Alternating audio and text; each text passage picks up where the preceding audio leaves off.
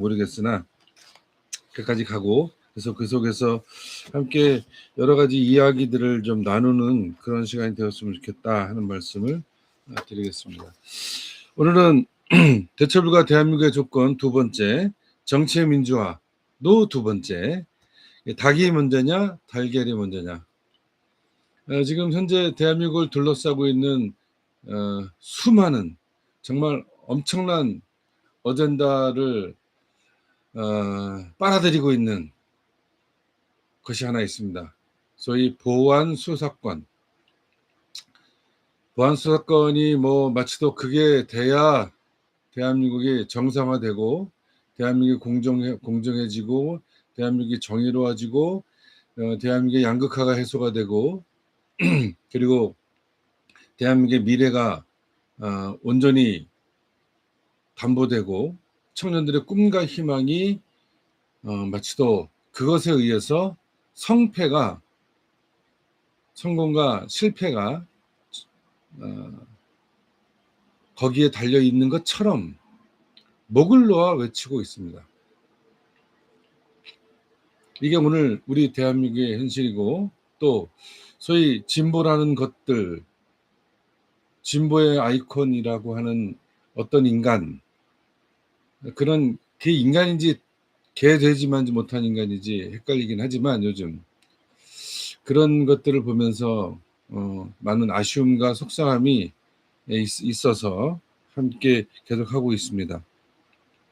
그래서 오늘 본문은 미가서 제3장 9절에서 12절에 있는 말씀을 본문으로 삼고 그것을 보면서 그리고 거기에 있는 이야기를 함께 나누고, 그리고 오늘 제가 준비한 이야기를 가능한 한 1시간 안에 1시간도 사실 뭐 대단히 긴 시간이지만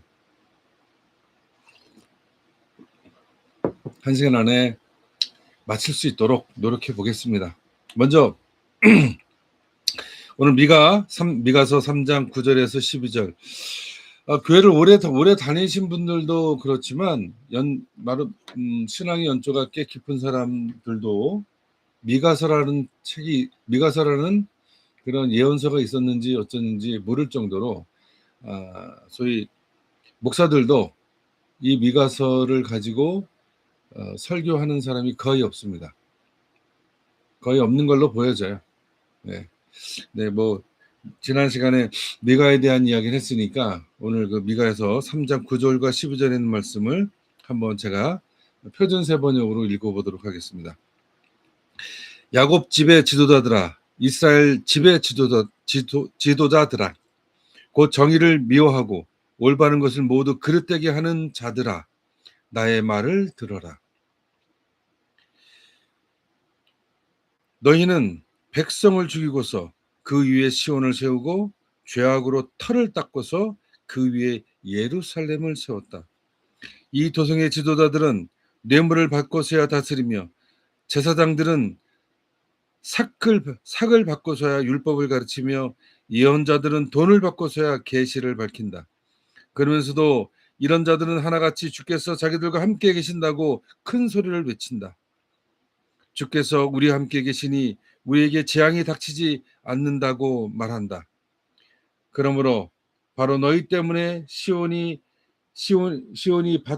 밭갈듯 뒤집어질 것이며 예루살렘이 폐허더미가 되고 성전이 서 있는 이 산은 수풀만이 무성한 언덕이 되고 말 것이다.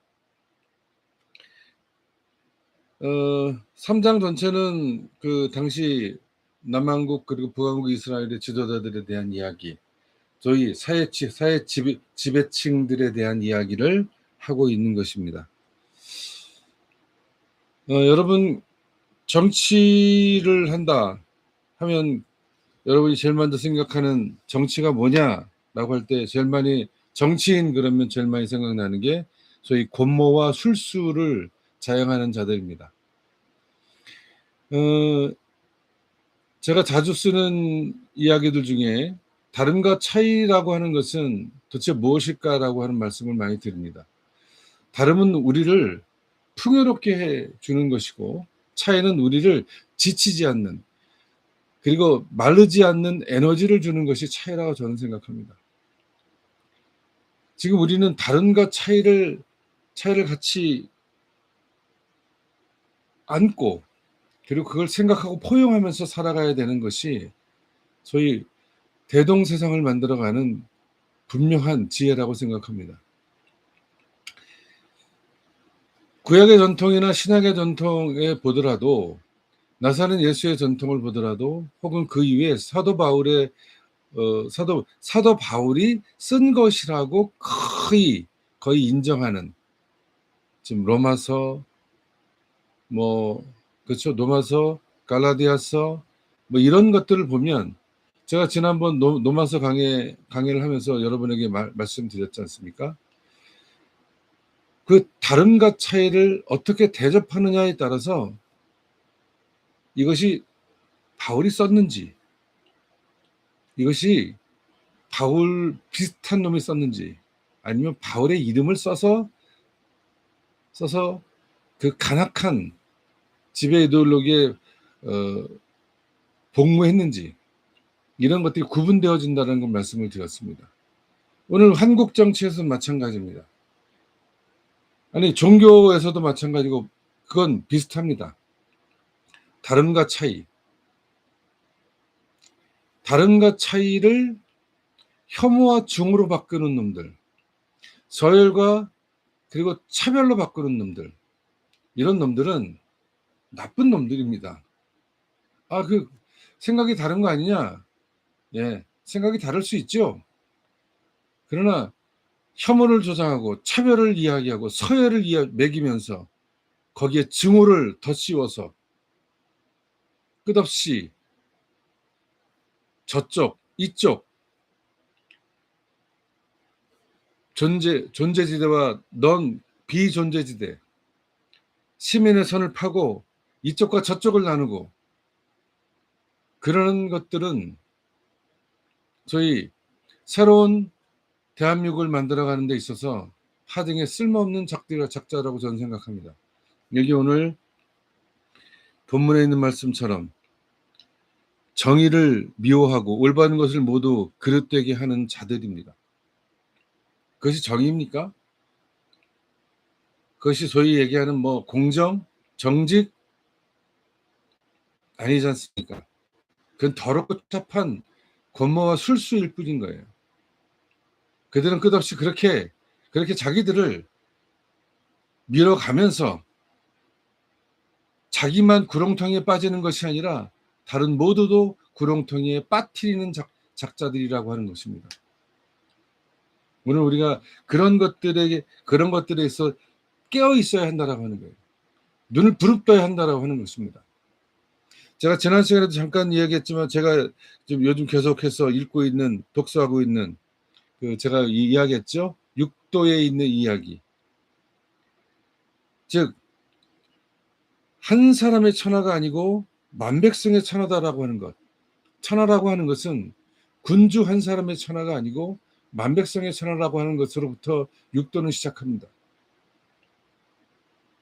즉 천하의 이로움을 인민과 함께 나누고자 한다면 천하를 얻을 것이고 천하의 이로움을 혼자 독차지하려고 한다고 하면 그 천하도 잃어버릴 것이라고 하는 것. 구약에 있는 예언자들의 이야기는 늘 그랬습니다. 어떻게든 침상에 앉아서 오늘은 어떤 놈을 괴롭힐까? 어떤 것을 빼앗을까? 어떤 놈을 조질까? 그 힘과 권력을 이용해서 그 간악한 이야기들을 해내는 그들에게 하나님께서는 진노하시는 하나님, 분노하시는 하나님을 이야기하고 있다라고 하는 것입니다. 그래서 삼약에 보면 이렇습니다. 남과 함께하는 것이 인이에요. 하늘에는 때가 있고 땅에는 재물이 있는데 이것을 남과 함께하는 것이 인이라고 이야기했습니다. 인이 있는 곳에는 천하 사람들이 돌아온다고 했습니다. 그리고 남의 다급함을 구제하는 것이 덕이라고 이야기했습니다. 덕이 있는 곳에는 천하가 돌아온다고 했습니다. 남과 근심을 같이 하고 즐거움을 같이 하며 조화함을 같이 하고 실험을 같이 하는 것이 의라고 했어요. 의가 있는 곳엔 천하 사람이 돌아온다고 했습니다. 이로움을 낳을 수 있는 것이 바로 도라고 했습니다. 모든 사람은 죽음을 싫어하고 살아있음을 즐기며 덕을 좋아하고 이로움으로 돌아간다고 했는데, 이렇게 이로움을 낳을 수 있는 것이 도라고 했어요. 도가 있는 곳에 천하가 돌아온다고 했습니다. 인, 덕, 의, 도. 동양적 가치로는 대단히 훌륭한, 아니, 인과 덕과 그리고 의가 그리고 도가 살아있을 때 천하는 태평했고 대동의 세상은 그렇게 만들어졌던 것을 기억하고 있습니다. 오늘 구약의 예언자를 통해서 전해지는 하나님의 음성과 나사렛 예수를 통해서, 그리고 사도 바울을 통해서 우리에게 들려지는 소리들은 비슷하다라고 하는 것입니다. 바로 그 다름과 차이를 보다 적극적으로 가져서 서열도 없고 차별도 없고 계급의 지배도 없고 그리고 혐오와 증오가 없는 그런 곳, 이것이 오늘 우리를 새로운 세상으로 만들어가는 분명한 힘이라는 것을 우리는 기억해야 될 것이라고 하는 것입니다.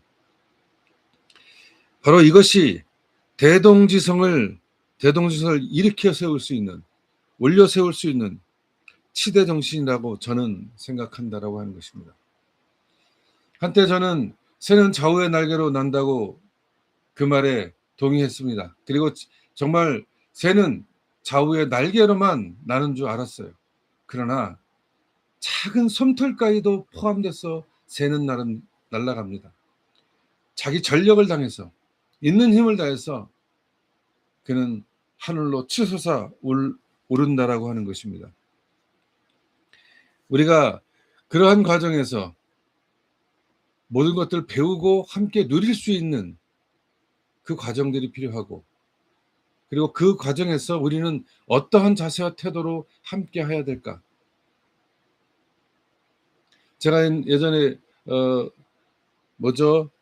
파커 파머가 쓴 책에서 환대의 정치라는 걸 말씀을 드렸습니다.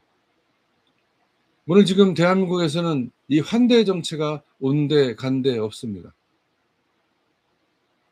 저는 최근 민주당 당대표 선거에도 개입했고 지금도 그 관계를 어떻게든 회복하려고 하고 있습니다. 청년의 정치 분명 필요합니다. 예, 세대 교체 필요합니다. 그러나 세대 교체가 아니라 주류를 교체해야 되는 겁니다. 나이가 어리다고 2030 세대니까 청년이라고 6070이니까 노땅이라고 저는 거기에 동의하지 않습니다. 환대의 정치를 실현낼 수 있는 그런 준비된 정치인들, 다름을 보고 차이를 느끼며 그것을 통해서 풍요로움과 그리고 새로운 에너지를 만들어낼 수 있는 사람이 청년입니다. 그것이 청춘입니다. 그것이 우리를 떨게 하는 거고 우리를 새로운 에너지로 새롭게 탈바꿈시켜내는 것입니다. 네, 우리 새로운 분, 예, 열심히 선전했더니 새로운 분 들어오시네요. 그것이 청춘이지 나이가 많고 적음 아닙니다. 정치를 오래 하고 안 하고 그게 아니에요. 그런 눈들, 그런 해안들이 있어야 된다라고 하는 것입니다. 요즘 최근 김범이라고 하는 훌륭한 청년이 있습니다. 지금도. 전 그가 새로워졌으면 좋겠습니다. 전 그에게 그런 얘기했어요. 페이스북에 올린 것들, 그런 것에 대해서 정중하게 사과하는 것도 바로 청춘의 패기입니다. 청년의 열정이고 결기인 것입니다. 청년 잘못할 수 있어요. 실수할 수 있습니다. 수많은 실수와 실수를 통해서 김범이란 36살짜리 청년이 앞으로 40대가 되고 50대가 될 때 그에게는 어마어마한 경험들이 그리고 어마어마한 사고의 지평들이 깊이와 넓이와 높이가 달라질 것이라고 저는 생각합니다. 아니 그렇게 돼야 됩니다. 그렇지 않으면 일순간에 그저 반짝이고 사라져버리는 번개불들과 같이 사라질 것입니다. 언제 그 번개가 쳤는지도 모를 정도로. 왜 지금 김범이라고 하는 이 청년 정치인에게 많은 분들이 함께 해주고 응원했고 지지했느냐? 갈증이라고 하는 것입니다. 그만큼 지금 대한민국의 정치, 특히 민정의 정치는 그 갈증을 해소할 무언가가 필요했어요. 그런 청량함이 필요했고, 그래서 김범이라고 하는 청년을 바라보게 된 것입니다. 정청래의 면전에서 386 정치인들의 면전에서 짱돌과 화염병을 던진 세대가 아직도 하고 있다. 맞는 얘기입니다. 주류를 바꿔야 됩니다. 세대를 교체하는 것이 아니라 주류를 바꾸는 것이에요. 고 김대중 대통령께서 김민석을 초이스하고 소위 386을 초이스한 것은 주류를 바꿔내는 문제였어요. 그래서 주류가 됐습니다. 그랬더니 이 새끼들이 엉시장 레짐이 됐어요.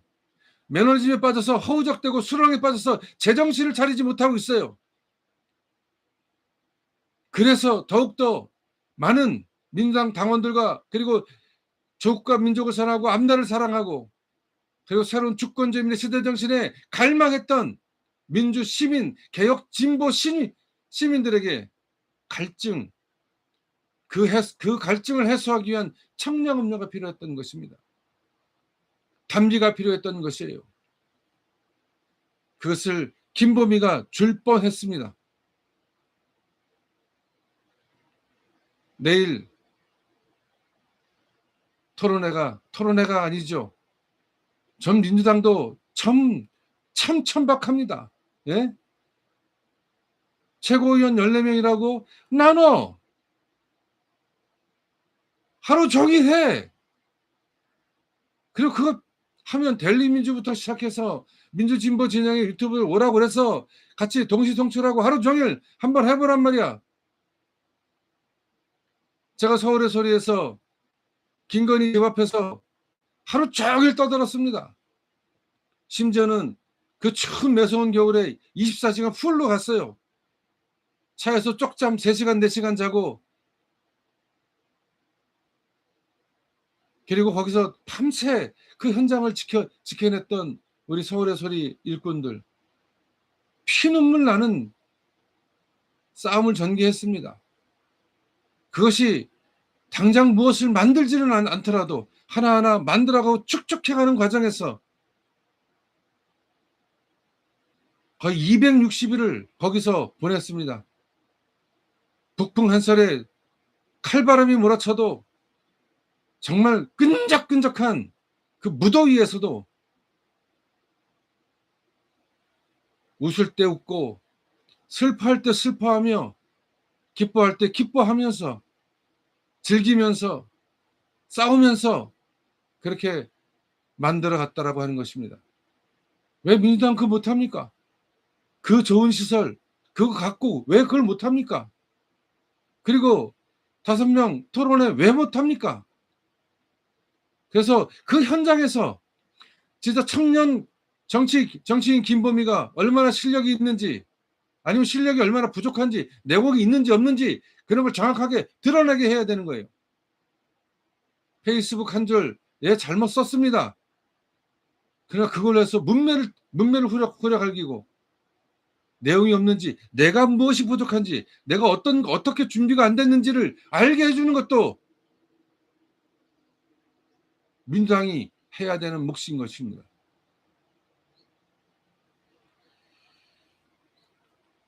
지금 대한민국의 이 대처불가 대한민국을 만들어가는 이 위대한 우리의 민주 시민들이 있습니다. 애국 시민들이 있습니다.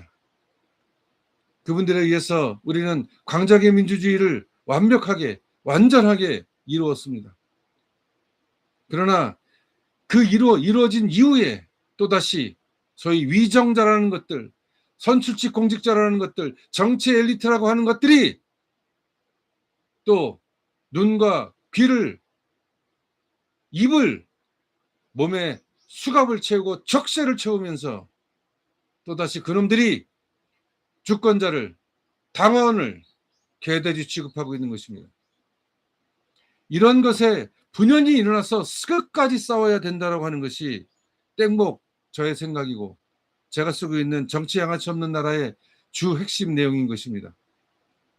양아치를 판별하는 그런 기준들이 필요한 거예요. 양아치 되는 놈도 조져야 되지만, 되지 않게 해야 되지만, 양아치를 판별하는 것도 우리의 몫이라고 하는 것입니다.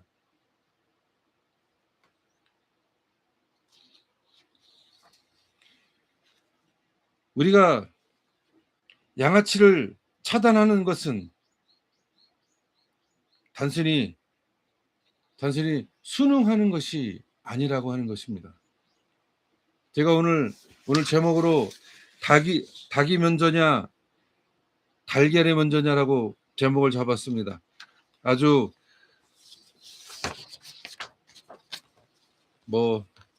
노자는 넘어갑시다. 그 얘기를, 노자도 언젠가 노자를 함께 이야기하는 시간이 되었으면 좋겠습니다. 자, 지금 우리가 어떻게 질문을 해야 되는가, 무엇을 질문해야 되는가를 새롭게 생각해야 될 것입니다. 이런 것입니다. 자, 닭이 먼저냐 달걀이 먼저냐라고 하는 순간 우리는 문제의 원인은 사라지고 그리고 책임을 지우는 방식으로 빠져들게 됩니다. 우리는 정치적 실패 앞에서 권력은 좀처럼 내가 했다고 말하지 않는 현장을 우리는 늘 봅니다. 오늘도 내가 했다 이 말을 하지 않습니다. 나는 하지 않았다. 이 문제는 이전 정부에서 시작된 것이다. 구조적 문제라 개인의 책임으로 보기 어렵다. 국민의 선택이었다. 국제 정세가 그러해서 이렇게 됐다. 책임의 주체는 사라지는 것입니다. 닭이 먼저냐 달걀이 먼저냐 논쟁을 하기 시작하면 바로 누구도 책임지지 않습니다. 그러나 그 모든 실패의 결과는, 그 고난과 고통은 모두 시민들의 몫으로, 주권자의 몫으로 떨어지게 된다라고 하는 것, 이것을 우리가 기억해야 한다라고 하는 것입니다. 닭과 달걀 논쟁은 확실한 알리바이가 됩니다.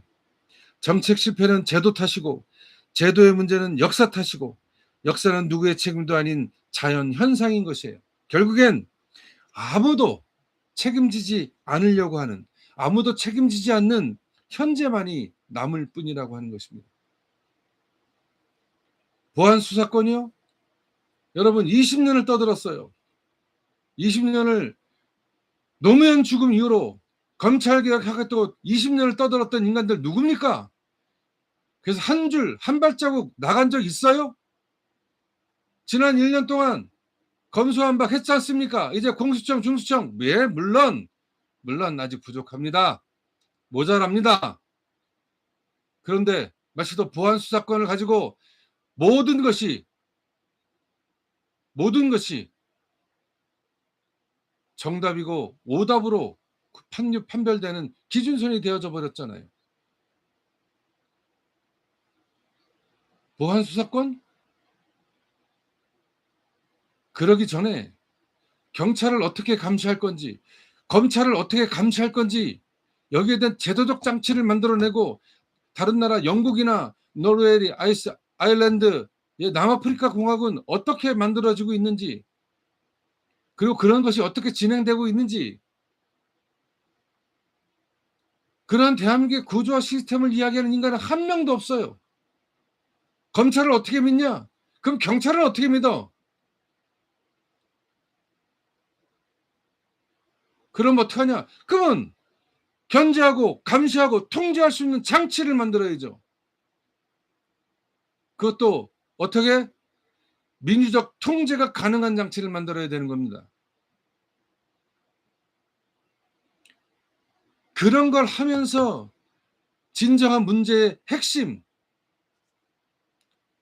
누가, 어떤 놈이 언제 어떻게 해서 방해했는지, 어떻게 똥볼을 차서 태클을 걸고 반칙했는지, 이 책임 규명을 정확하게 하는 것이 보안수사권 논쟁 이전에 있어야 되는 것이고, 보안수사권 논쟁하면서 어떤 놈이 방해하고 있는지, 어떤 놈이 회방하고 있는지, 이것을 분명하게 하는 것이 민주, 애국 시민, 개혁 진보 세력들이 해야 될 일이라고 하는 것입니다.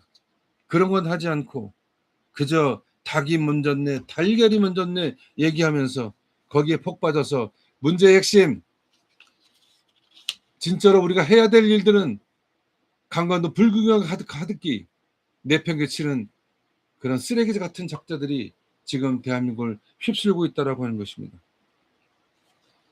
정치 권력은 항상 둘을 분리합니다. 결과는 닭은 불가피한 현실, 원인 달걀은 불분명한 과거가 이 불의를 통해서 의도적으로 분리하는 거예요. 그래서 결과적으로는 어쩔 수 없다고 말하고 원인에 대해서는 너무 오래된 일이라며 흐리게 됩니다. 어쩔 수 없다. 너무 오래됐다. 그래서 현재의 권력은 과거의 산물이지만 과거에 대해서는 무책임한 존재가 됩니다. 닭은 여기에 있는데 알을 낳은 주체는 사라진다는 말입니다. 네? 그렇지 않습니까? 오늘 대한민국 현실에서 보안 수사권을 가지고 떠드는 인간들 중에 이런 얘기를 하는 새끼가 있으면 나와보라고. 한 새끼도 없어.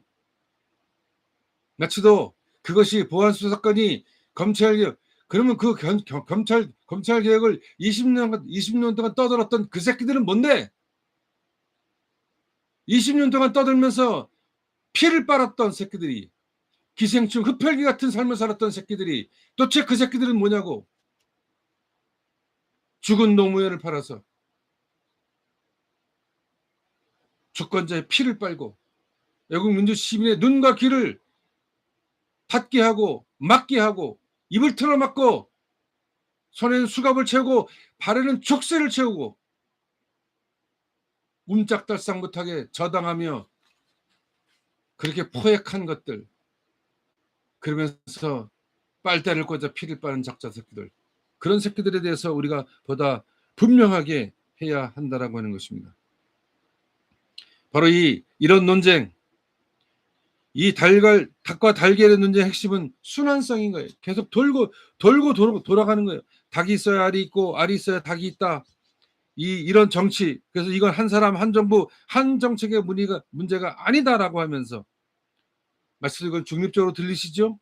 그러나 실제 효과는 분명합니다. 책임을 순환시키는 거예요. 희석시키는 거예요. 책임 주체를 무한 분산시켜서 결국 아무도 처벌되지 않고 어떤 놈도 책임을 지지 않는 거예요. 순환은 설명이 아니고 면책을 하기 위한 장치로 계속해서 이용당하고 있다고 하는 것입니다. 그 과정에서 어떤 놈이 잘못 지었는지, 누가 어떤 짓을 했는지 아무것도 없어요.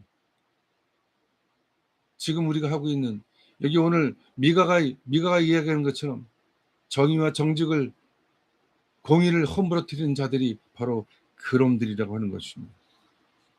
그리고 여러 요인이 복합적으로 작용했다. 바로 이 문장이 달과 달걀을 영원히 분리시키는 주문과 같습니다. 예? 분명합니다.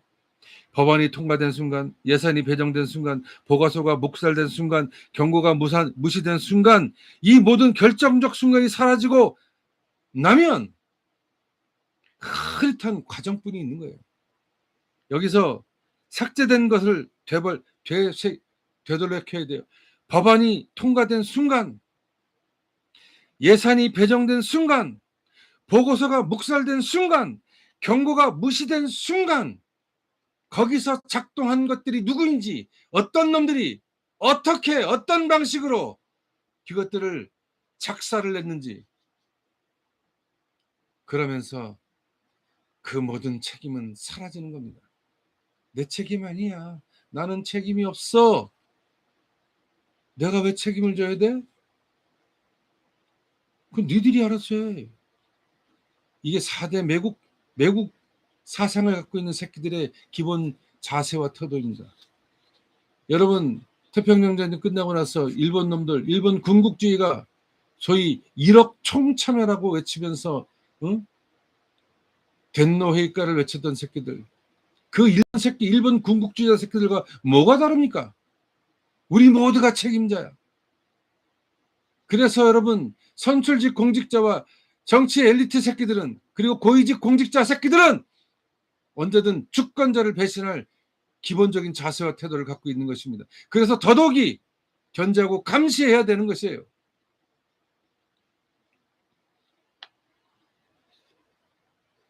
우리가 그것을 끝까지 눈 두 눈 부릅뜨고 지켜야 될 이유가 있는 것입니다. 그것이 바로 대처불가 대한민국의 조건으로서 자리매김되어져야 하는 것입니다. 그래서 그만큼 우리가 깨어 있어야 하는 거예요. 신앙적으로 깨어 있어야, 영적으로 깨어 있어야 하지만 또다시 정치적으로도 각성되어 있어야 한다라고 하는 것입니다. 자, 그러면 책임 있는 정치란 무엇입니까? 누가 먼저였는가라고 묻지 마시고, 무엇이 먼저였는가라고 묻지 마시고, 누가 결정했냐? 언제 결정했냐? 어떻게 결정했냐?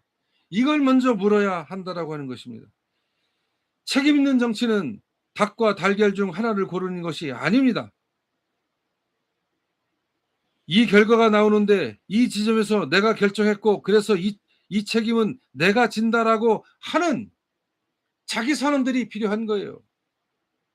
정치는 자연현상이 아니고 정치는 의사결정의 축적입니다. 그래서 정치적 질문은 이렇게 질문을 바꿔야 하는 것입니다. 누가 먼저 했어? 가 아니고 누가 결정했어? 이것이 오늘 우리 닭과 달걀의 논쟁을 종식시키는 분명한 잣대가 되어질 것입니다. 이 달걀을 끝내는 아주 유일한 방법은 오히려 단순합니다. 순서를 묻지 말고 서명을 보라. 기원을 따지지 말고 회의록을 보라. 구조를 말하지 말고 결정자를 부르라. 그 순간 닭과 달걀은 더 이상 논쟁거리가 아닙니다. 책임의 증거물이 되어지는 것입니다. 여러분, 서명을 보면 돼요.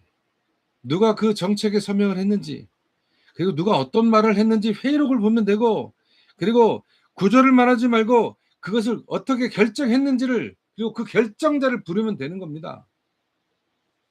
그러면 될 일을 닭이 먼저니 달걀이 먼저니 외쳐대고 있는 거예요. 그게 청년의 꿈과 희망과 무슨 상관이 있어? 청년 일자리가 무슨 상관이 있고, 민생 문제하고 무슨 상관이 있고, 굶어 죽어나가는, 깔려 죽는, 떨어져 죽는, 찢어 죽는, 압살되어 죽는 노동자하고 무슨 상관이 있냐고.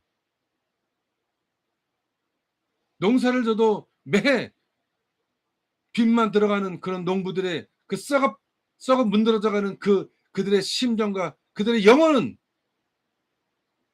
보안 수사권에 저장되어 있는 겁니까? 그렇지 않지 않습니까? 그런 논쟁을 이제 그만 중단할 필요가 있다고 하는 거예요. 닭이 먼저냐 달걀이 먼저냐는 질문은 정치에서 가장 안전한 질문이다. 왜냐하면 그 질문에는 아무도 책임질 필요가 없기 때문이다. 제 책에 들어갈 문장입니다. 아무런 책임질 일이 없어요. 그러니까 막 떠드는 거야. 함부로 오히려 더 개거품 물면서 떠들어. 당신 책임질 거야? 라고 물어야 되는 거예요. 보안수사권 폐지를 외치는 놈이든 외치지 않는 놈이든 똑같이 네가 책임질래? 누가 책임질 건데? 라고 우리가 물어야 된다라고 하는 것입니다.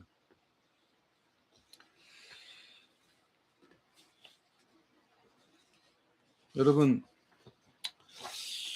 우리는 그래서 여러분이 좀 듣기 싫어하는 소리도 좀 해보려고 합니다. 슬라브의 지적이라고 하는 친구가 있어요. 뭐 나이도 뭐 저랑 비슷한 것 같은데, 그 지적을 통해서 한번 우리가 소위 지금 이재명 정부가 하고 있는 담론에 대한 함정도 한번 생각해 볼 필요가 있겠다 하는 것입니다. 지적이라고 하는 사람은 락강의 네 가지 담론, 주인, 대학자, 히스토리자, 분석가를 이런 이 담론을 가지고 정치 분석의 핵심 도구로 해서 정치를 분석해 왔고, 그리고 그가 분석한 것들에 대해서 우리가 한번 생각해 볼 필요가 있다라고 하는 것입니다. 직접 민주주의의 출발은 선출직 공직자와 정치 엘리트들 그리고 고위 공직자들 불신하는 데부터 시작되어진다는 것. 이 불신이 건강한 불신이 되어야 되고, 이것이 바로 감시와 견제, 통제 기능을 해야 한다라고 하는 것입니다. 제가 오늘 이 이야기를 하면서 사람들이 그럴 거예요. 저 땡목 저 새끼 저거 뭐 이 명빠 아니었어? 저 뭐 이재명 아니었어? 뭐 여러분, 제가 분명히 말씀드리면 저는 예수빠도 아닙니다.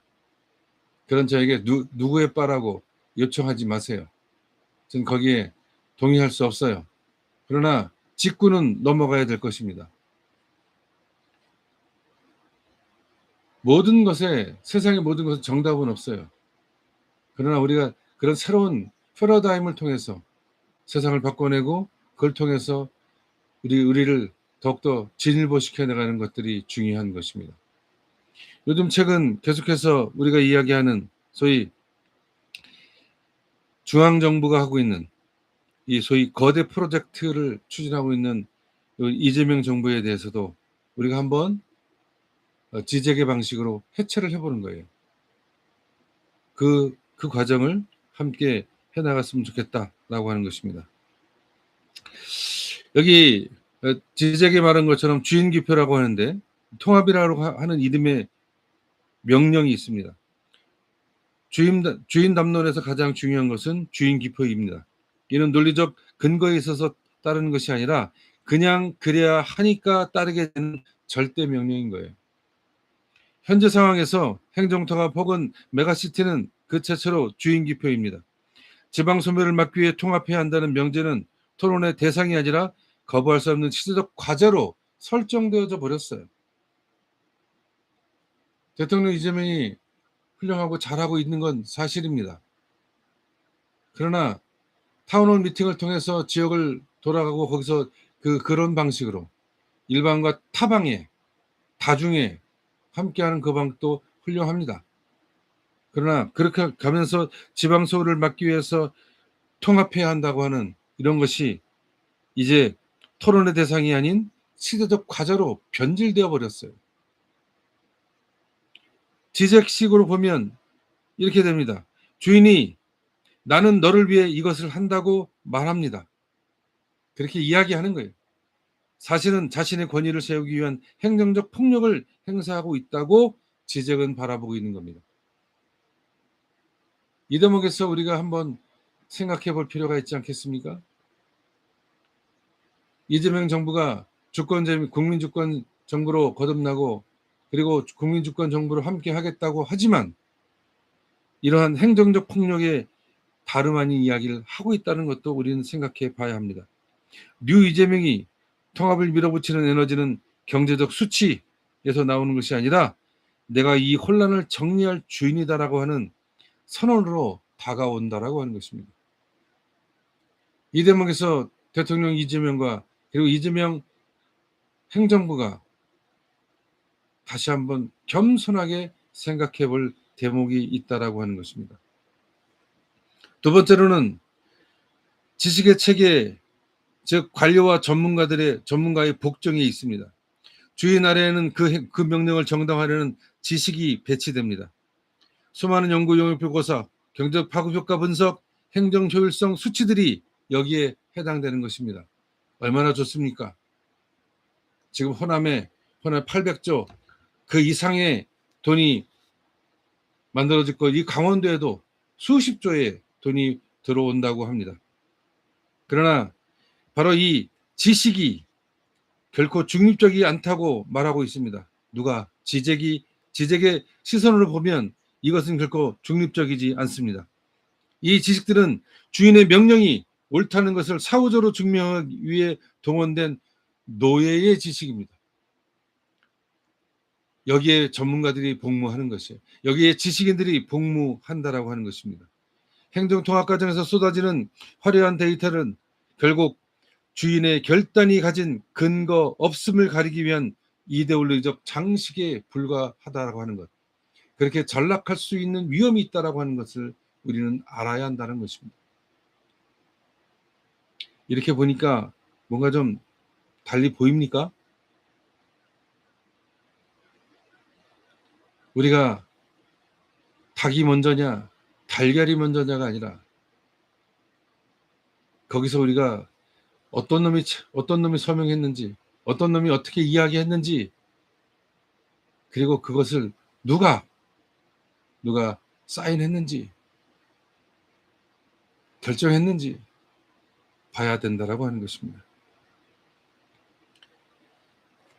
지적은 잉여 향유라는 그러한 책도 썼고 그런 개념을 우리에게 이야기하고 있습니다. 즉 통합의 과정에서 버려지는 것들, 바로 이 잉여를 우리는 어떻게 바라봐야 하는지도 생각해야 한다라고 하는 것입니다. 주인 담론의 결과물로 나타나는 것은 잉여물입니다.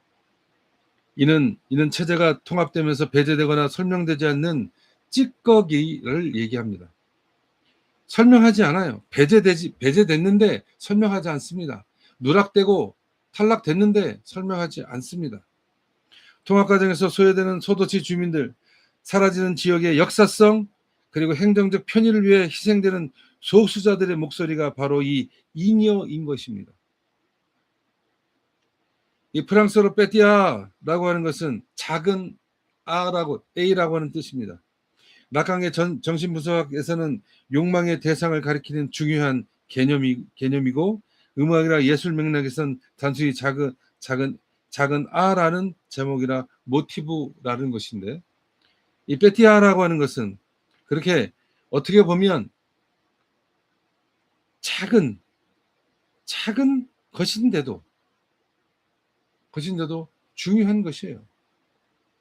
이것을 우리가 찌꺼기니까 배제하고 삭제되어서는 안 된다라고 하는 것이 지적의 시선이라고 하는 것입니다. 지적은 이 잉여물이야말로 실제적 진실을 담고 있다고 보았습니다. 뉴 이재명의 주인 담론이 매끄럽게 작동할수록 이 찌꺼기는 더욱 고통스럽게 비명을 지르게 됩니다. 정치적 양아치성은 바로 이 잉여물을 어쩔 수 없는 희생으로 치부하며 외면할 때 극대화됩니다. 정치적 양아치성이라고 하는 것은 누구에게도 자유롭지 않습니다. 지금 훌륭하게 그 누구보다도 열일하고 있는 대통령 이재명에게도 이 함정은, 이 고리는 비켜갈 수 없다라고 하는 것입니다. 위대한 정치가들 중에도 이 정치적 양아치성을 비켜갈 수는 없다라고 하는 것입니다. 그래서 더더욱이 주권제 감시와 견제가, 그리고 통제가 보다 더 선명하게 구조되고 시스템적으로 갖춰져야 한다라고 하는 것입니다.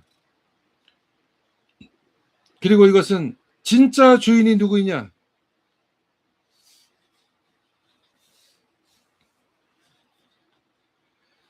현재 대한민국 상황에서 행정통합은 지방 권력과 중앙 권력이 서로 충돌하는 모양새입니다.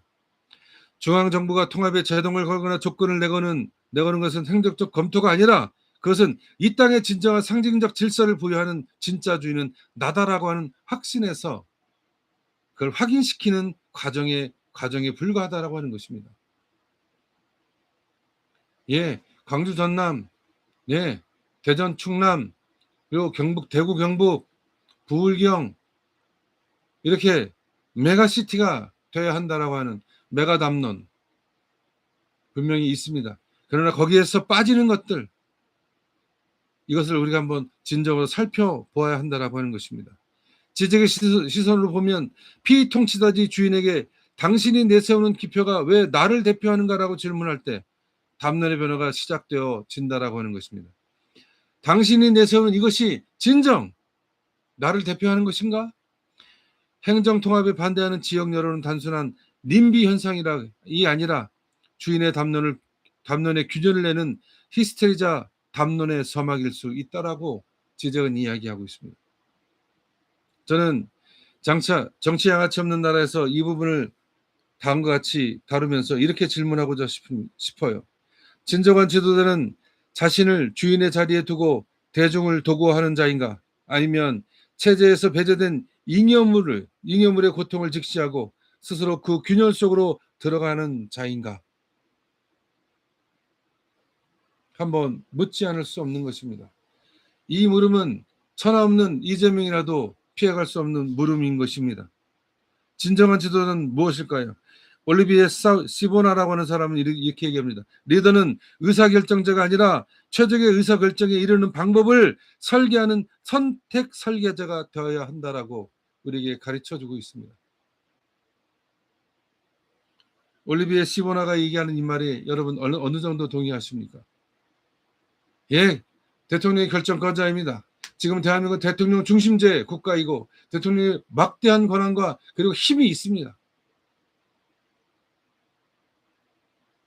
그래서 더더욱이 그 힘 있는 자가 그 힘을 그렇게 지시하고 명령하고 통제하고 하는 힘으로 사용하는 것이 아니라 최적의 의사결정에 이르는 방법을 설계하는 선택 설계자가 되어야 하고 자신을 주인의 자리에 두고 대중을 도구화하는 자가 아니고 체제에서 배제된 잉여물의 고통을 직시하고 스스로 그 균열 속으로 들어가는 자, 바로 그것이 진정한 지도자 아니겠습니까? 저는 지적의 시선을 통해서 그리고 우리 구약의 예언자들의 시선을 통해서 우리가 한번 생각하고 더 깊이 물음을 던져야 한다라고 하는 것.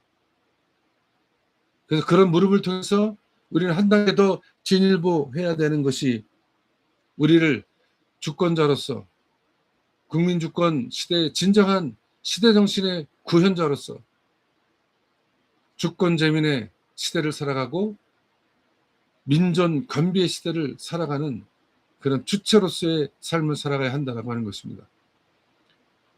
제가 끝없이 얘기하는 알랭 마디오가 얘기하는 바로 보편적 개별자로서 서는 것이에요. 보편적 개별자로 서는 순간 이 공동체성은 새로워질 수 있습니다. 그저 광장에서 모여서 200만, 300만이 모여서 그 연이은 수천만 명이 모여서 그 광장의 민주를 실현하는 것도 역시 여러분 그 광장의 다양한 목소리, 다양한 형태의 모양들을 보여지지 않습니까? 이것이 우리의 구체적인 실정 속에서 보편적 개별자로서 자기를 주체화시키는 그런 일을 해낼 때 바로 그 사람 가운데 그 사람과 그 사람이 모여져 있는 그런 공동체 안에 하나님의 나라는 그렇게 만들어지는 것이고 나사렛 예수가 꿈꿔왔던 하나님의 나라는 그렇게 실현되어지고 구현되어진다라고 하는 것. 최근 많은 평론가들이 소위 주체로서 개인주의가 아니고 개인으로서 주체적 개인으로서 보편적 개별성을 갖고 있는 그런 주체인으로 거듭나야 한다라고 하는 것입니다. 어떤 놈이 이런 얘기했다고 훅 굴러가고 저놈이 얘기하면 절로 가고 무학의 지혜요? 전혀 존재하지 않습니다. 개 똥볼 차는 거 보십시오. 예? 생각하지 않고 사유하지 않고 공부하지 않으면 인문학적 소양은 그렇게 누구의 이야기를 들어서 되어지는 게 아니에요. 자기가 끝없이 공부하고 씨름하고 공자 맹자도 읽고 장자 노자도 읽고, 그리고 수많은 동양적 지혜를 만나고, 그리고 서양 철학의 위대한 인물들도 만나고, 대한민국에서 수많은 위대한 선각자들을 만나면서 그들에게 그 짙은 지혜의 향기를 맡아야만이 비로소 보편적 개별자로서 자기 주체성을 가진 분명한 주체인으로, 주권자이로, 주인으로 자리를 서게 되어진다라고 하는 것입니다. 언제까지 노예 담론, 주인의 생각으로, 노예의 생각으로 살아가시겠습니까? 내가 주인이라고 하는 그 자각이 되어질 때 우리 안에 있는 모든 족쇄와 사슬을 끊을 수 있게 되어진다고 하는 것, 이것이 오늘 우리에게 외치는 하나님의 음성이기도 하고, 구약 예언자가 우리를 끝없이 외쳤던 이야기들 중에 하나인 것입니다. 지적은 진정한 혁명적 정치는 주인의 자리를 차지하는 것이 아니라 주인의 담론 자체를 해체하는 것이라고 이야기합니다. 주인의 담론을 해체하는 거예요. 자리를 차지하는 것이 아니라 주인의 담론, 여기 올리비에 시보나가 얘기한 것처럼 결정을 하는 것이 아니라 그 결정 과정을 어떻게 아름답게 만들어 갈 수 있느냐.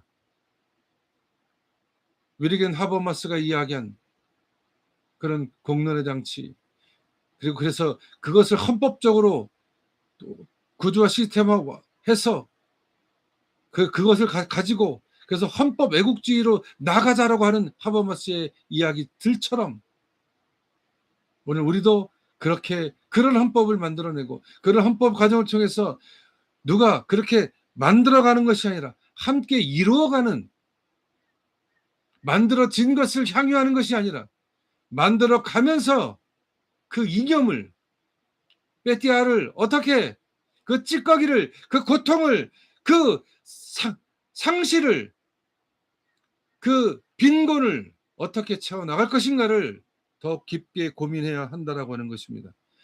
행정통합이라는 거대한 담론이 양아치 정치의 수단이 되지 않으려면 그 화려한 수사 뒤에 숨겨진 배제된 자들의 자리를 어떻게 마련해야 하는가에 대한 질문에 정치, 정직, 공정, 정의로 함께 다가서야 한다라고 하는 것입니다. 오늘 정치민주화 두 번째 시간, 여러분 어떻게 생각하십니까? 이러한 것들이 기본 베이스로, 토대로, 밑절미로, 디딤돌로 만들어지지 않는다면 언제든 대한민국은 양아치들의 소굴로 전락할 수밖에 없습니다. 김대중 노무현 정권이 끝나고 나서 어떻게 됐습니까?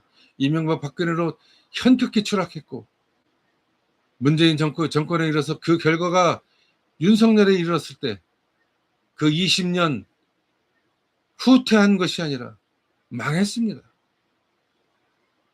그래서 이제 조금 꿈틀거려서 나아가고 있을 때, 힘있게 몰아치고 뜨겁게 몰아치는 것 좋습니다.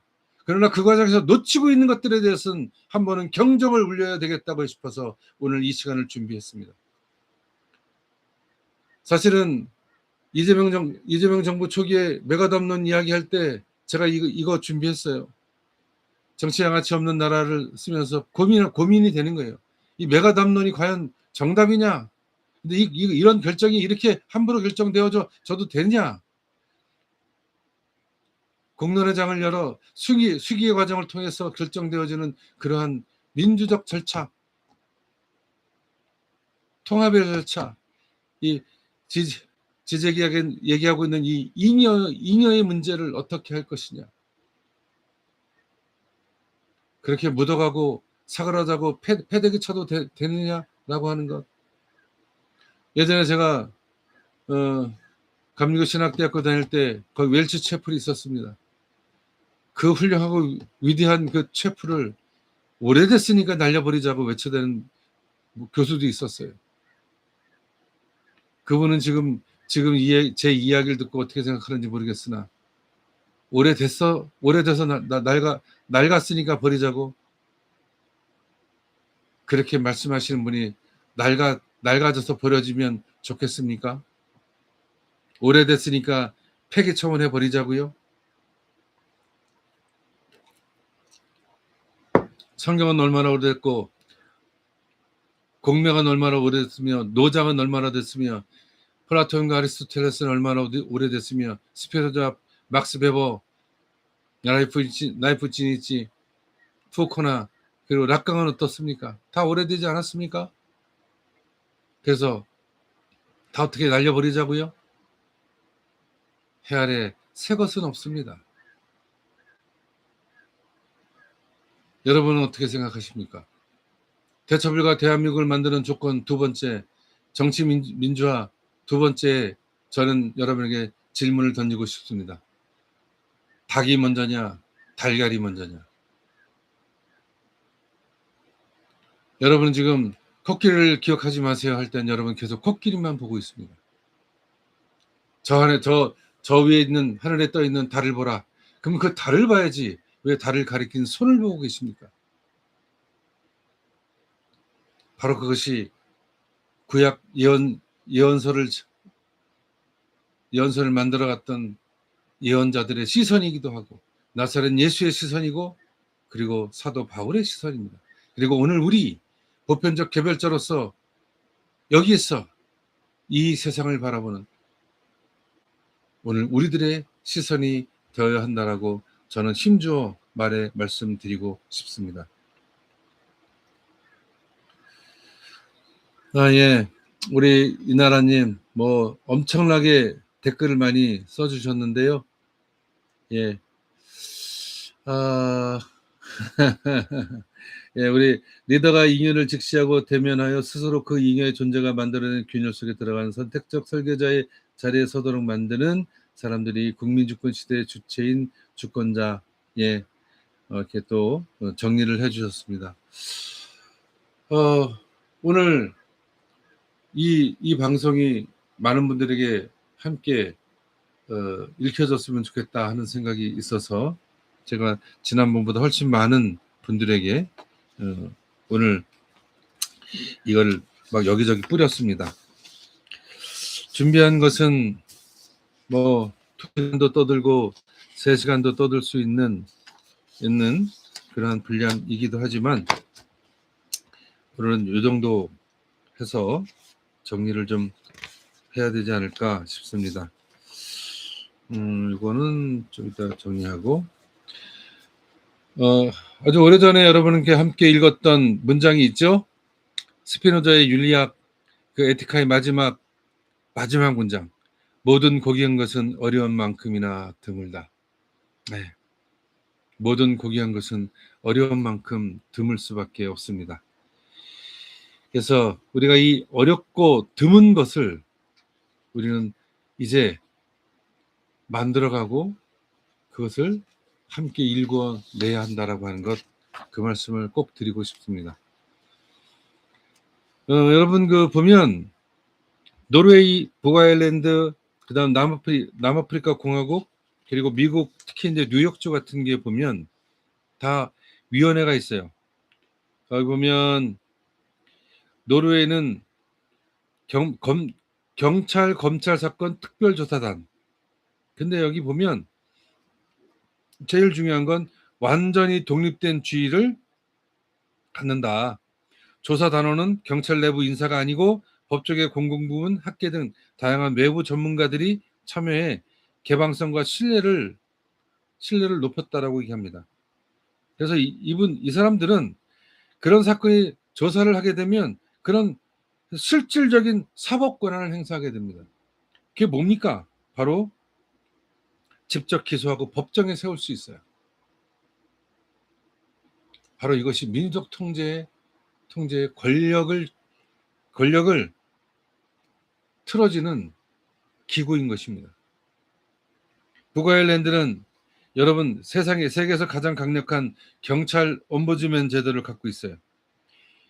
영국보다 훨씬 엄격하고 강력한 독립적 권한을 가진 감시기구를 만들었는데 이것이 바로 경찰 옴부즈맨 제도입니다. 그래서 시민이 제기한 경찰권에 대한 비민원은 경찰 스스로 수사할 수 없게 아예 명시해서 경찰 조직의 핵심 데이터베이스와 기밀 문서까지 직접 접근할 수 있는 권한이 보장되어 있는, 그래서 직접 조사하는 권한 기능도 갖고 있는, 그래서 엄청난 감시 기구가 있다라고 하는 것입니다. 남아프리카 공화국은 헌법으로 독립성을 보장했어요. 독립경찰 수사국, 인디펜던트 폴리스. 그러니까 모든 것을 보면 헌법과 독립법률에 의해 존재와 예산이 보장되는 초정권적 감시 기구가 바로 독립경찰 수사국입니다. 뭐 경찰의 구금 중 사망사고, 경찰에 의한 총격 사건, 강간, 고문 강력 범죄에 대한 대해서는 경찰의 개입이 완전히 배제되고 독점적으로 수사합니다. 내각으로부터 독립되어 있습니다. 그래서 이 사람들은 해임도 국장을 해임할 수 없도록 제도적 장치를 마련하고 정치적 위협을 차단한 그러한 기구를 만들었어요. 미국의 같은 경우는 시민감시위원회 그리고 또 특별검사제 같은 것들을 만들었어요. 특히 뉴욕시 같은 경우가 민간감시위원회 100% 민간인으로 구성되어서 변호인, 인권활동가, 시민대표 등이 만들어진다고 합니다. 만들어서 지금 진행하고 있다고 합니다. 즉 미국도 지역경찰과 지역검찰이 평소 긴밀히 협력하면서 서로의 비위를 눈감아 준다는 비판이 있어요. 그래서 뭐 검찰총장이 지정한 독립적인 특별검사가 직접 기소 여부를 하고 함께 해나간다고 하는 것. 영국 같은 경우도 똑같습니다. 영국은 경찰행동독립심의위원회, 그리고 지방경찰 범죄 전담관, 그리고 검찰에 대한 것도 왕립기소청, 사법감독관, 이러한 기구를 만들어서 검찰과 경찰들을 감시하고 견제하고 통제한다라고 하는 것입니다. 가장 중요한 건 민주적 통제와 감시, 견제가 전제되어야 한다라고 하는 것입니다. 영국은 철저하게 독립 민원평가관도 있어요.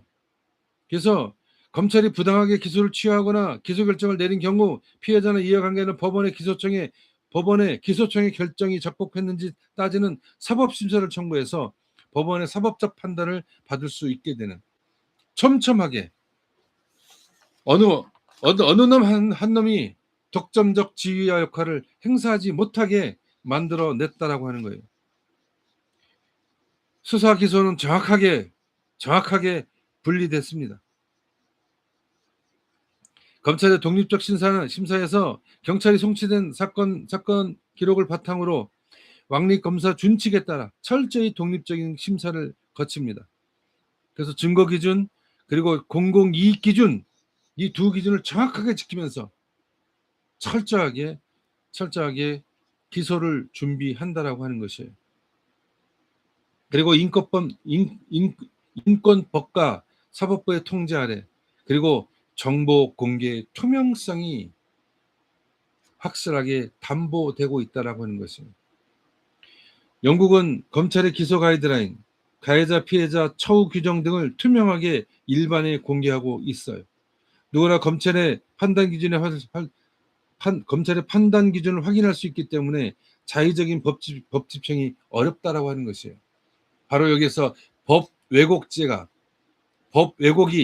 사전에 감시되고 견제된다라고 하는 것입니다. 수사는 경찰이, 기소는 검찰이 하되 양쪽 모두 독립적인 시민 사법 감시 기구의 철저한 견제를 받는다라고 하는 원칙하에서 사법 권력의 폭주를 예방하고 있다고 하는 것입니다. 보안 수사권이요? 그 계획에나 주라고 그래. 주든 말든 뭔 상관인데, 이런 것들을 촘촘하게 만들어서 서로가 서로를 견제하고 감시하는 거예요. 이거 서로의 이해 요구가 어긋나게 만들어야 되는 거예요. 어긋나게. 한 줄로 쭉 만들어내면 또다시 이해 요구가 피라미드를 쌓듯이 정점에 치닫게 된다고 하는 것입니다. 이것을 어긋나게 만들어서 거기에 시민, 공공의 영역이 돈을 시퍼렇게 뜨고 실질적으로 그 권한을 가지고 걸리는 새끼 있으면 바로 그냥 기소해버리는 거야. 수사하고 기소도 해버리는 거야. 그리고 공직자가 저지른 범죄에선 공소시효를 배제해야 하는 것이 온당합니다. 구급 공무원에서부터 시작해서 최말단에서부터 대통령까지 공직이라고 하는 작자들이 저지른 죄가는 나중에 10년이 되든 20년이든 발각되면 살인적으로 징벌해야 하는 것이에요. 징계해야 되는 것이에요. 그것이 전제가 될 때 단 한 건만으로도 직위 해제되고 공무원 연금 날려야 됩니다. 단 한 건만이라도 아무리 작은 것이라도 부정행위가 있었다면, 정무적으로 문제가 있었다면, 공정하지 않았다면 그것은 단 한 건만으로도 영원히 격리시켜버려야 되는 것입니다. 그런 것이 되지 않으면 권력을 함부로 휘두르고 있지 않습니까? 예? 피해자를 불러서 술채 먹이고 회유하고 협박하고 그래도 멀쩡하지 않습니까? 그래도 그 자식이 나가서 변호사 개업하고 전관예우 받고 수백억을 벌잖아. 이런 쓰레기 같은 나라가 있어요. 보안 수사권 얘기하기 전에 그런 걸 만들어서 그런 새끼들부터 먼저 조지자고 외쳐야 되는 거 아니냐고. 그 뭐 박은정인가 그 김영민인가 하는 이 국회의원들 그런 법을 먼저 만들으라고 그리고 나서 뭘 하라고. 그런 걸 먼저 만들어내고 그런 걸 먼저 그렇게 토대를 구축해 놓고 나서 사법 시스템이 어떠니 검찰 시스템이 경찰이 어떠니 그런 얘기 하라고. 민족 통제를 받지 않는 유일한 정부 기구가 바로 사법부 아닙니까? 그러니까 저 선관위 같은 저 쓰레기 같은 야만하고 비열하고 비루한 것들이 대체불가 대한민국의 똥칠을 하고 있다고 하는 것, 이것을 분명히 우리가 알아야 한다라고 하는 것입니다. 닭이 먼저가 아니고 달걀이 먼저가 아닙니다. 뭔 대수입니까? 누가 결정했는지를 우리 분명히 얘기합시다. 그리고 이런 것부터 만들어요. 예? 대한민국 경찰, 검찰에서 얼마나 많은 군인에 의해서 소위 권력을 쥐고 있는 것들에 의해서 얼마나 많은 사람들이 피 흘려가며 죽임을 당하고 고문과 고난과 고통 가운데서 암을 얻어서 피 흘리며 죽어간 그 역사를 왜 기억하지 못하십니까? 경찰을 어떻게 믿으며 검찰을 어떻게 믿고 군인을 어떻게 믿냐고. 견제하고 감시하고 통제하지 않으면 언제 어느 때고 청칼을 들고 자꾸 국민을 위해서 총을 대대대고 방아쇠를 당길 놈들 언제든 불러다가 고문해서 지지고 볶고해서 사건을 조작해서 그리고 죽여버리고 피를 말리고 그 모든 관련된 사람들을 불러다가 고문하고 고난과 고통 가운데 살게 하겠다는 그 경찰, 저작과 날조 법을 왜곡해서 수렁에 빠뜨린 것, 그 피해자들이 한둘입니까? 대통령 이재명도 그 검찰의 피해자 아니고 송영길도 김영도 그런 피해자 아닙니까?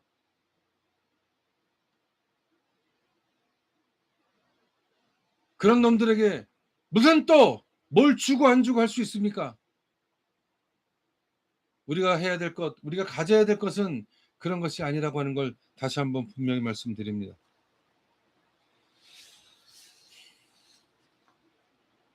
사랑하고 존경하는 우리 기독자 여러분, 그리고 이 방송을 그래도 함께 시청해 주시는 우리 애국민주 시민 여러분,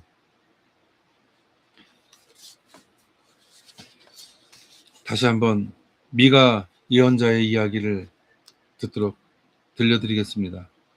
야곱 집의 지도자들아, 이스라엘 집의 지도자들아, 곧 정의를 미워하고 올바른 것을 모두 그릇되게 하는 자들아, 나의 말을 들어라. 너희는 백성을 죽이고서 그 위에 시온을 세우고 죄악으로 터를 닦아서 그 위에 예루살렘을 세웠다.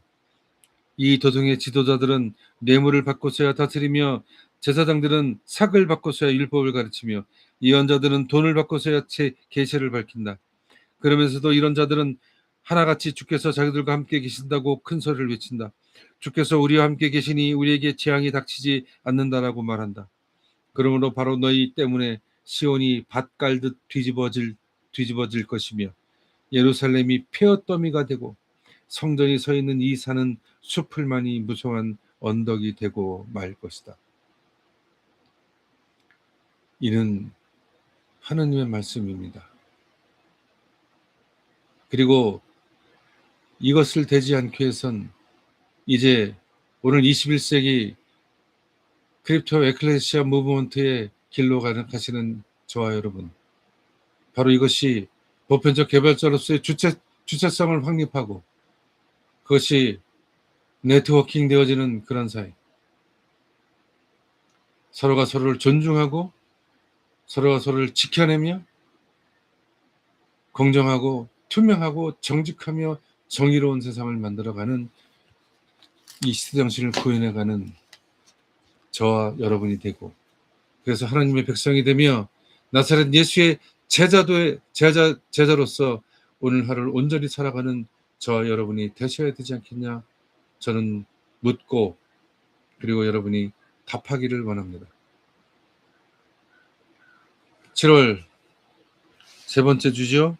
19일 날 대처불가 대한민국의 조건은 이런 것들이 하나하나 갖춰져야 합니다. 이런 것이 하나하나 우리가 각성되어져야 할 것입니다. 우리가 그 누구도, 그 어떤 사람도 비평의 대상이 되어야 하고 그 어떤 담론도 해체되어야 합니다. 그리고 그것은 토론되어져야 되고 그건 서로 공유되어져야 할 것입니다. 오늘 이 시간 끝까지 함께해 주신 우리 동지 여러분 고맙습니다. 보니까 댓글 안 남기시지만 그래도 많은 분이 들어오셨고요. 네, 추 대표님, 이나라님, 건설신문고님, 정은희님 이렇게 다 오셨고 그래도 이렇게 인사도 해주시고 정말 박윤하님, 예, 같이 들어오셔서 감사드리고요. 네. 스피노자나 라이프니츠 같은 사람들은 사실 주류 철학자들이 아닙니다.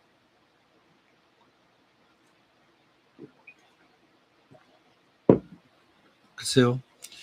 저는 그런 분들에게 시선이 많이 가고 그런 분들과 함께 슬라보의 지적은 굉장히 오래전부터 이 사람하고는 한 20년이 넘은 것 같습니다. 20년. 아마 옛날에 삐딱하기라는 책이 있어요. 여기 없나? 삐딱하게 보기.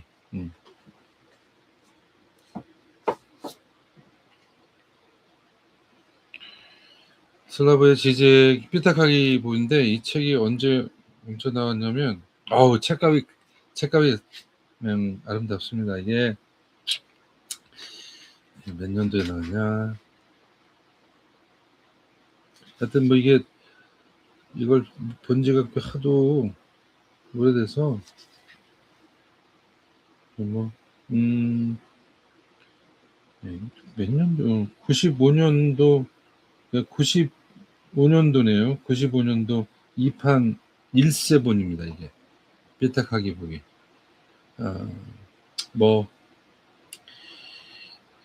근데 제가 아마 이 책은 제가 20년 뭐 2000년 뭐 초반에 읽은 것 같아요. 그래도 얼추 한 26년 된 책인데, 그때부터 보면서 지적에 대한 이야기, 그리고 잉여향유라고 하는 책은 최근에 나왔습니다. 그래서 베티아라고 하는 그 문제에 대해서 한번 고민해 보면서 제가 독서하면서 거대 담론에 대한 좀 우리가 놓치고 있는 것들, 그것들을 한번 또 그것까지 꼼꼼하게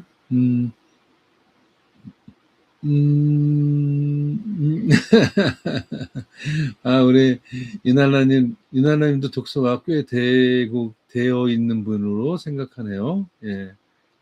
예. 이제 그래서 이제 우리가 이제 직선적 사고에서 사선적 사고, 더 나아가서 곡선적 사고를 할 필요가 있고요. 패곡선의 사고가 아닌 계곡선의 사고, 그죠? 이런 것들을 좀 해보자는 거죠. 근데 삐딱하게 보기 위해서 이제 어떤 사선, 곡선, 그다음에 불규칙성, 이런 것들을 한번 생각해 보는 겁니다. 그래서 그 담론들을 해체해 가면서 놓치고 있는 부분, 그리고 무시되고 있는 부분, 누락되어 있는 부분, 이런 것들을 찾아서 어쨌든 함께 갈 수 있는 그런 대동지성의 세상으로 가야 된다. 그것이 제가 계속 얘기하는 정치 양아치 없는 나라를 만드는 지혜이기도 하고, 그리고 대동지성을 만들어 대동세상으로 나갈 수 있는, 그리고 완수해 갈 수 있는 그 여정 가운데 있다라고 하는 것 함께 하도록 하겠습니다. 다음 주에는 경제민주화에 대해서 한번 얘기해 보겠습니다. 경제민주화. 아마 그것도 한 두세 시간, 2-3주 하게 될 것 같습니다. 역시 구약 예언자들의 예언서를 함께 보면서 하나님의 경제학은 무엇인가, 이런 것도 얘기하고 함께 나누어 봤으면 좋겠습니다. 자, 오늘 읽어봐 주시면 좋겠고요. 요즘 보니까 편집이 요즘 책은 보기 되게 좋습니다. 요즘 책은 보기 좋아요. 예.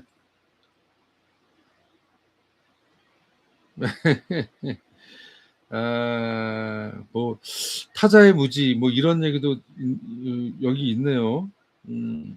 하여튼 하도 오래간만에 언더라인 거, 타자가 전부를 알아서는 안 된다, 이런 이야기도 이미 91년에 얘기했던 지제에게 이야기, 사유, 이런 것들도 한번 같이 봤으면 좋겠고요. 언제 태어났는지는 얘기는 안 하네. 그건 중요하지 않으니까. 하여튼 지적적 사유, 락강과 지제에게 사유, 그리고 푸코, 그리고 들리지, 데리다, 가타리, 이런 양반들의 사유들도, 그리고 여러 가지 것들도 함께 우리가 계속해서 보고, 물론 근데 노자 57장 같은 경우는 우리가 좀, 여러분이 노자의 도덕경 중에 57장을 한번 여러분이 한번 봐주셨으면 좋겠다. 그래서 덕경에 있는 얘기입니다. 도경과 덕경 두 군데로 나눠져 있는데, 그래서 노자 도덕경이 81장인가 그렇게 있을 테니까 57장에 있는 거 한번 여러분 살펴주시면서, 오늘 맥락, 정치민주화의 맥락에 노자적 시각은 어떤가 하는 것들이 거기에 녹여져 있습니다. 그래서 전체적으로 그런 것이 이렇게 어우러지면서 보면, 제가 오늘 얘기한 지적의 이야기가 아마 클로즈업 되면서 지적의 얘기도 같이 이렇게 얼버무려지면, 이게 굉장히 풍요로운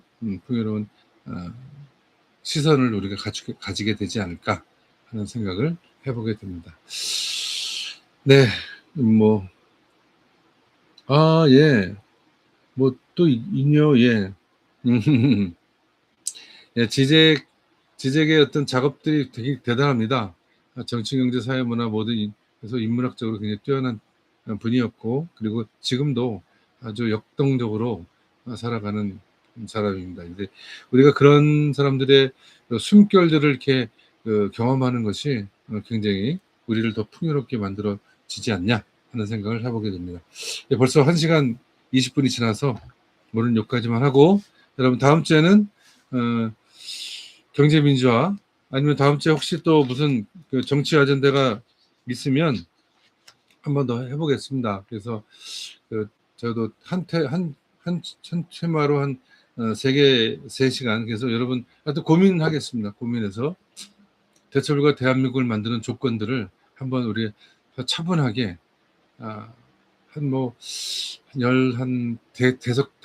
다섯 개 정도 주제로 쭉 한번 해서 대처불가 대한민국 단행공도 한번 만들어 봤으면 좋겠다 하는 생각을 해봅니다. 예, 물론 욕심이긴 하지만 어떤 그런 욕심을 한번 내보겠다, 그런 꿈을 계속 꾸어보겠다 하는 말씀을 좀 드리고요. 예, 이번 주 돌아오는 주간 이제 민당에서 있는 어떤 정치적 일정들이 있습니다. 청년 정치인 김보미가 보다 발랄했으면 좋겠고, 보다 쾌활했으면 좋겠습니다. 그러기 위해선 세대 교체의 문제가 아니라 주류를 교체하는 선봉장이 되었으면 좋겠다.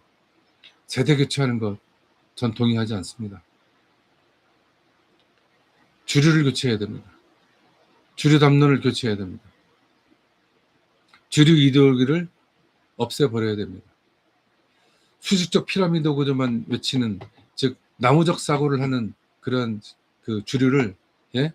수평적 네트워크 구조 사고, 네트워크적 구조, 바로 리점적 사고로 전환시키는 그런 선봉장이 되었으면 좋겠다라고 하는 거예요. 글쎄요, 청년 우리 김범희가 과연 이러한 인문학적 소양들이 있는지 없는지는 제가 물어봐야 되겠습니다. 세대 교체가 중요하지 않아요. 세대 교체는 하든 말든 주류를 바꾸면 돼요. 주류가 바뀌지 않는 한 세대 교체도 안 됩니다. 또다시 닭이 먼저냐 달걀이 먼저냐라고 외쳐대는 것과 마찬가지예요. 그 책임 있는 자를 주름하게 심판해야 하는 것이에요. 그들을 물러나게 하는 것이에요. 왜 덩어리를 져서 다 던져버립니까? 김민석이 걸어왔던 길, 송영길이 걸어왔던 길, 김영과, 그리고 그 핍박받으며 걸어왔던 길, 윤석열에 의해서 갈갈이 찢겨졌던 그 수많은 사람들, 그들의 길을 한 방에 무시해버리고 박살내버리는 겁니다. 그것은 청춘이 해서는 안 되는 추악한 짓입니다. 사악한 짓이에요. 어설피 배운 것을 선무당이 사람 잡는 것과 마찬가지입니다. 그래서 수많은 청년들이 역사 가운데 사라져버리고 분쇄돼 버렸어요. 다시 한번 정신 차리고 드높은 기상, 활기찬 기상, 그리고 멀리 보는 이상, 거기에 따뜻한 온기가 서려 있는 그런 청춘의 정치를 해야 하는 것입니다. 청년의 정치가 아닌 청춘의 정치를 해내야 하고, 그런 사람에게 우리는 지지해야 됩니다. 한번 실수했습니다. 한번 똥볼을 찼습니다. 여러분 그 30 몇 살 때 그 정도 안 했습니까? 수많은 똥볼과 헛발질이 이를 통해서 그걸 딛고 와서 차기만 하면 골을 넣는 그런 선수가 되는 것입니다. 대통령 이재명도 똥볼 차고 헛발 찼습니다. 그러나 또다시 우리는 그에게 기회를 줬고, 그리고 그래서 된 대통령 이재명은 지금 연일 골을 넣고 있습니다. 어렵고 힘들 때 시원하라고 한 방, 그리고 현란한 드리블로 또 한 방, 그리고 어시스트를 탁탁탁 주면서 또 한 방, 그렇게 가는 축구를 우리는 보고 있습니다. 리오넬 메시가 위대한 건 자기도 골을 많이 넣지만 다른 사람이 골을 넣게 하는 것도 많이 하고 있는 것, 어시스트를 많이 하고 있는 것, 그것이 바로 진정한 축구 황제 리오넬 메시의 모습이 아닌가 생각합니다. 청년 김보미를 청춘 김보미가 되게 여러분 다시 한번 지지해 주시고 관심 가져 주십시오. 저가 어떻게 성장하는지 한번 지켜봅시다. 사그러질 것인지 아니면 다시 한번 청춘의 정치인 그 신선하고 발랄하고 우리의 갈증을, 우리 애틋한 마음을 시원하게 해소시켜 줄지 지켜보도록 합시다. 한 주간 그렇게 지켜봐 주시길 바라겠고, 저는 또 다시 다음 주에 다시 한번 여러분 찾아뵙겠습니다.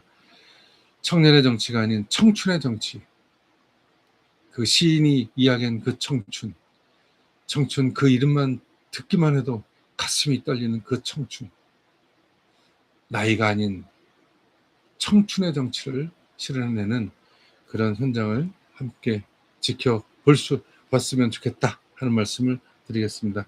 네, 여러분 오늘 여기서 방송 모두 마치도록 하겠습니다. 끝까지 함께 해주신 여러분 감사드리고요. 그럭저럭 또 1시간 반이 넘었네요. 예, 어떻든 그래도 준비한 걸 다 못했어요. 그래서 지금 제가 이제 하려면 이걸 제가 준비한 걸 한번 띄워서 그걸 좀 해봐야 했는데 가르쳐 주는 사람이 없네. 언젠가 한번 꼭 그렇게 누가 배워서라도 해보겠습니다. 여러분 사랑합니다. 한 주간 나사렛 예수가 여러분의 숨결 가운데 함께하는 위대한 한 주간이 되어지시기를 나사렛 예수 이름으로 축원드리고 부탁드리겠습니다. 여러분 사랑합니다. 들어가십시오.